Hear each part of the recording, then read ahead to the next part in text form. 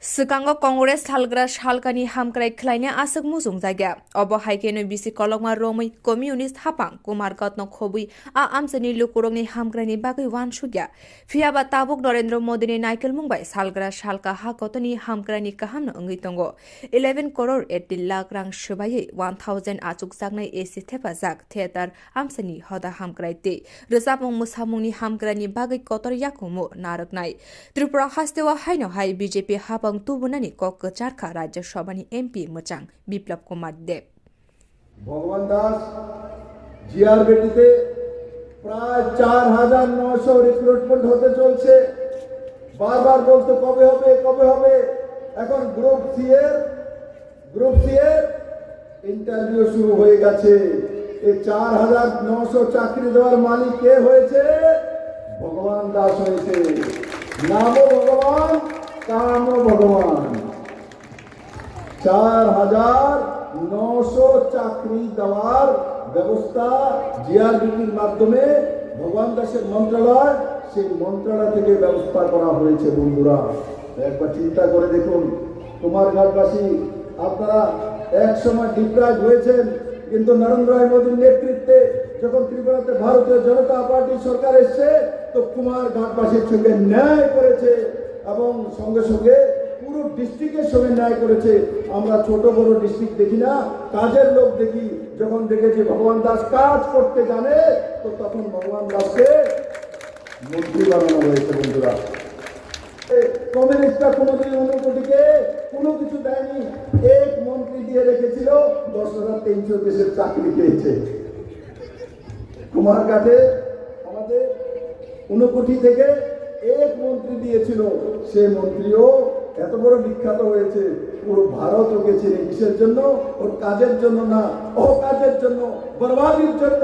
10,300 দেশের পরিবারকে বরবাদ করার জন্য তার নাম চেনে কিন্তু ভগবান দাস আর শান্তনা চাকমাকে কিসের জন্য চেনে জিআরবিটির 4900 চাকরির জন্য চেনে আর শান্তনা চাকমাকে কিসের জন্য চেনে 2000 টাকা করে ভাতা দেওয়ার জন্য চেনে বিজেপি সরকার সেটা করে দেখিয়েছে এই কমিউনিস্টের সরকার কোনোদিনই কুমারঘাটবাসীর সঙ্গে ন্যায় করেনি আর কুমারঘাট পার্টি সহি জবাব 2018 নির্বাচনে দিয়েছে কুমারঘাটবাসী ভগবান দাসের মতো একজন নজওয়ান সাধারণ দলের কার্যকর্তাকে সাধারণ ছেলেকে এমএলএ বানিয়ে পাঠিয়ে আর ত্রিপুরা সরকারের মন্ত্রী পর্যন্ত হয়ে আপনাদের সেবা করার সুযোগ পেয়েছে সমস্ত মায়েদেরকে স্মরণ করে দিতে চাই পুরনো 25 বছরের কথা না ভোলা অতীতকে না ভোলা বর্তমানে আমরা থাকব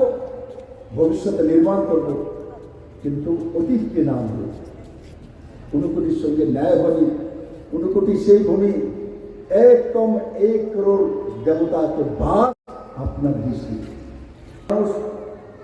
37 লক্ষ ত্রিপুরাবাসীর সরকার যদি প্রথম দেখেছে তো ভারতীয় জনতা পার্টি নরেন্দ্র ভাই মোদীর নেতৃত্বাধীন সরকার আসার পরে দেখেছে অনুভব করেছে তার আগে দেখেনি বন্ধু তার আগে কমিউনিস্টের ক্যাডারের সরকার হতো একদলীয় ব্যবস্থা হতো কিন্তু ভারতীয় জনতা পার্টির সরকারে একদলীয় ব্যবস্থা নেই আমার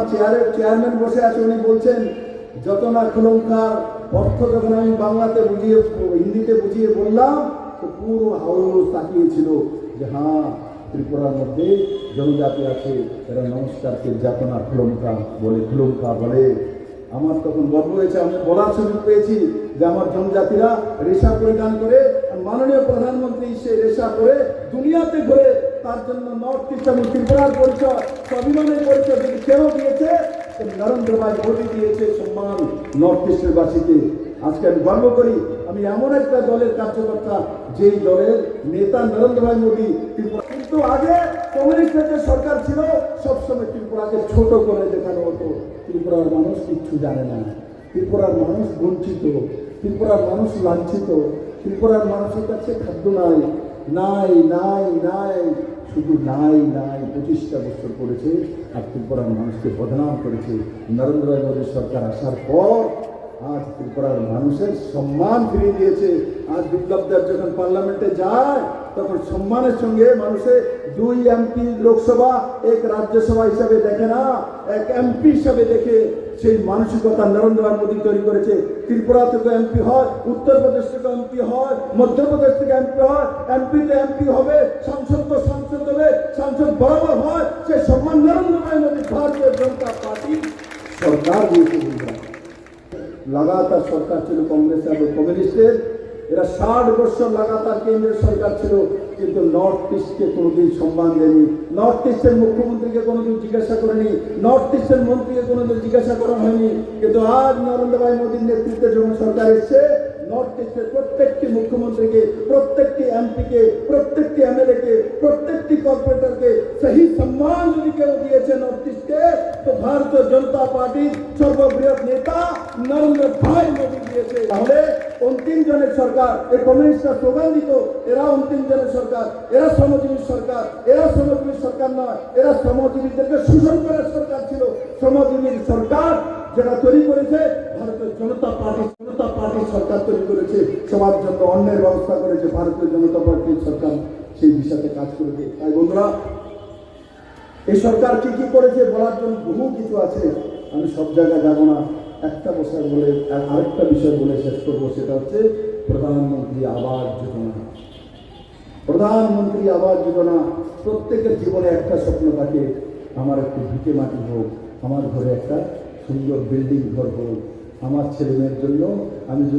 যখন বুড়ো হয়ে যাব, আমি যাতে ছেলে মেয়েকে নিয়ে একটা সুন্দর ঘরে থাকতে পারি, আমার একটা পাকা ঘর হোক, সেটা প্রত্যেকের স্বপ্ন থাকে। সেই স্বপ্ন যদি কেউ পুরো করেছে, নরেন্দ্র মোদী করেছে। ত্রিপুরা রাজ্যে